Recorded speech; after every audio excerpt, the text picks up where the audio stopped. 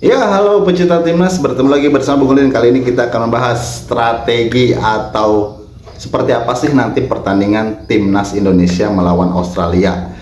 Tentu saja ini sekali lagi Bung Udin katakan tidak mudah, walaupun memang kita memiliki optimisme dengan datangnya pemain-pemain baru dan Australia tidak memanggil pemain-pemain terbaiknya. Tapi kita patut ingat Australia bermain di kandang, karena Australia sekarang menganggap penting pertandingan melawan Indonesia, karena sekarang menurut saya sudah mengerucut ya dari persaingan itu. Sekarang di grup C ini hanya timnas Indonesia dan juga Australia yang berpeluang lolos otomatis ke Piala Dunia. Jadi ini bak partai final ya. Jadi berpotensi baku hantam, semoga tidak terjadi, tapi memang ini partai yang sangat penting penentuan buat timnas Indonesia pun buat timnas Australia.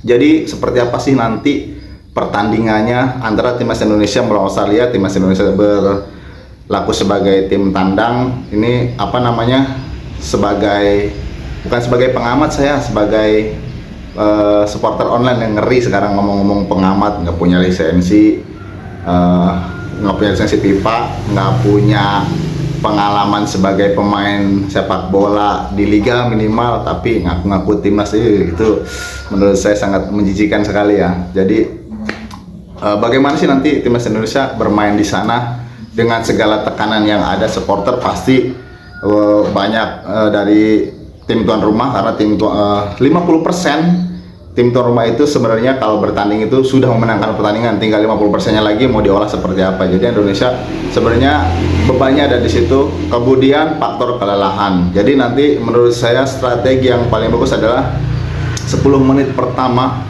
itu kalau bisa gempur habis, dan dua-duanya ini pasti akan melakukan strategi yang sama. Jadi menurut saya nanti 10 menit pertama itu akan pecah, saling menggempur. Kemudian nanti akan agak slow di 10 menit berikutnya. Jadi Indonesia kalau bisa di 10 menit pertama mencetak gol itu sangat bagus, itu bisa dipertahankan minimal sampai babak pertama. Tapi kalau tidak terjadi, tidak ada gol di 10 menit pertama, berarti kita retreat. Kita sambil membaca permainan, sambil melihat apakah ada peluang bagus untuk timnas Indonesia bisa mencetak gol di babak pertama. Kalau misalkan tidak terjadi gol di babak pertama, itu sudah langkah bagus buat timnas Indonesia.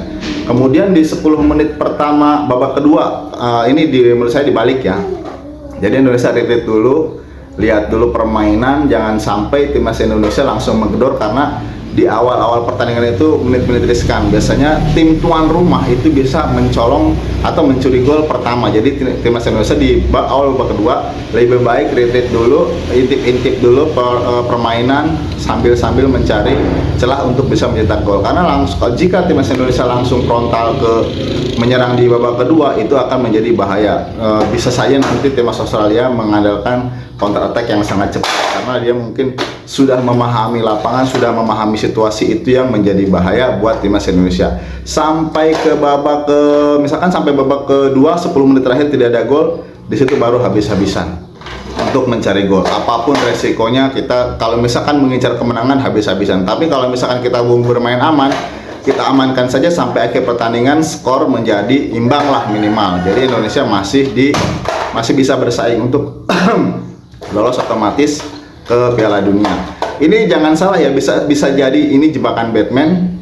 Australia tidak memanggil pemain-pemain terbaiknya karena Australia juga sudah tahu, pasti staf pelatih timnas Indonesia sudah mempelajari pertandingan dari awal round 3 ini sampai ke pertandingan untuk melawan Indonesia. Jadi pemain-pemain yang mungkin sudah terpantau tidak dipanggil untuk mengaburkan persepsi para pelatih, untuk bisa merusak strategi para pelatih nanti di pertandingan pada saat melawan Indonesia. Karena kita tahu, walaupun Australia tidak memakai pemain-pemain topnya, Australia tetaplah Australia. Dia adalah tim peringkat 26 dunia yang notabene memiliki pengalaman pastinya. Jadi ini bisa saja merupakan strategi dari Australia untuk mengelabui Indonesia. Jangan sampai timnas Indonesia nanti jumawa, terlalu percaya diri, tidak bisa mengontrol pertandingan, akhirnya masuk jebakan dan timnas Indonesia mengalami kekalahan. Jadi hati-hati ya, itu menurut saya strateginya seperti itu. Jadi timnas Indonesia boleh optimis mengejar kemenangan untuk meraih 3 poin, tapi kita jangan lupa, jangan sampai nanti kita kecolongan di sana karena anti strategi ya dari timnas Australia. Bermain hati-hati, kita punya optimisme dengan pelatih baru dengan semangat baru, dengan pemain-pemain yang lebih fresh, dengan nilai value yang lebih tinggi. Nanti bermain hati-hati di sana, minimal 1 poin, maksimal 3 poin. Salam Timnas Indonesia.